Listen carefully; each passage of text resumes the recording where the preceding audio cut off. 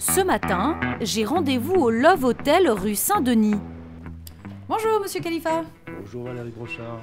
Je vous amène au Love Hotel? Eh ben, c'est parti. Je vais vous faire visiter. Le gérant de cet établissement pour adultes m'explique sa particularité.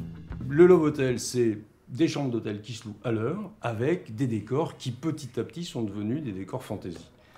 Et donc à chacun ses fantaisies, à chacun ses Love Hotel, ses spécialités. Et nous, on a essayé de faire quelque chose de différent. Et dans la mesure où on était dans un établissement pour adultes en plus, et puis de toute façon la thématique, c'est l'érotisme.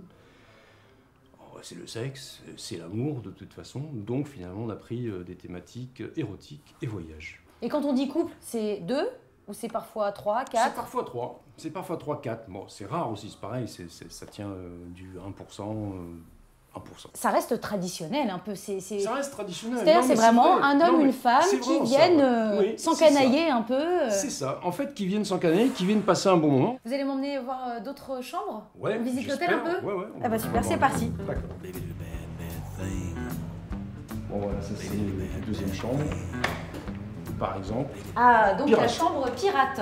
C'est simple, bon ça c'est pas érotique, mais Mais c'est rigolo. c'est un peu comme à Disney finalement, les pirates ça marche. Ok. Ça Avec fonctionne. un très joli feu de Voilà, avec un feu de cheminée. cheminée par exemple. J'imagine que c'est les dernières personnes qui sont sorties qui ont laissé le feu de cheminée. D'accord. Est-ce que vous avez des gens qui vous donnent un faux nom ou un Ouais, pseudo? je pense ou, qu'il y en a. Il y en a. Vous avez l'impression que c'est très clairement assumé, bonjour, je m'appelle machin, ou il y a quand même une petite part... Non, moi je dirais que pour, allez, mettons, peut-être 85% quand même, hein, c'est pleinement assumé. Seul problème, c'est quand c'est des couples, disons, pas des officiel. relations extra-conjugales. Voilà. Mhm. Donc là, effectivement, ils sont peut-être un petit peu plus discrets, tout ça, effectivement. Et puis là, malheureusement, très souvent, ça se voit. Ça se voit. Ils sont accueillis simplement, il n'y a pas de filtrage, Il n'y a pas de jugement. il n'y a pas de jugement.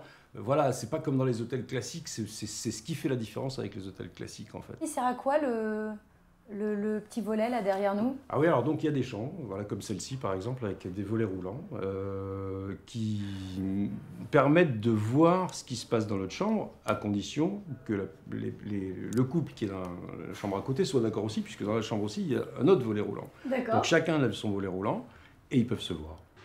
Voilà. Je suis pas hyper à l'aise, je vous le cache pas. Ouais, non mais on essaye de faire des choses un petit peu décalées, un petit peu sympathiques, voilà. mais D'accord. tout. Enfin, Alors tout. là, est-ce que sympathique, c'est... Bon, moi je trouve que c'est ça.